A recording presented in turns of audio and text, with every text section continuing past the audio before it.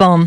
Et qui dit été, dit aussi enfant à surveiller mais à occuper, compliqué parfois alors que les parents travaillent et que les gardes se révèlent difficiles à trouver et coûteuses. Alors l'aide des grands-parents est particulièrement appréciée. Ils sont à 30%, Margot Bongrand, à s'être vue attribuer le rôle de baby-sitter.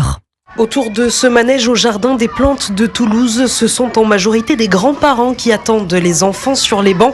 Chantal s'occupe de ses 3 petits-enfants plusieurs semaines chaque été. C'est essentiellement pour en profiter un peu et soulager les enfants. Les modes de garde l'été sont pas faciles et ils travaillent les deux, donc forcément. Les grands-parents s'y collent, mais les autres grands-parents aussi, on fait un tour de rôle.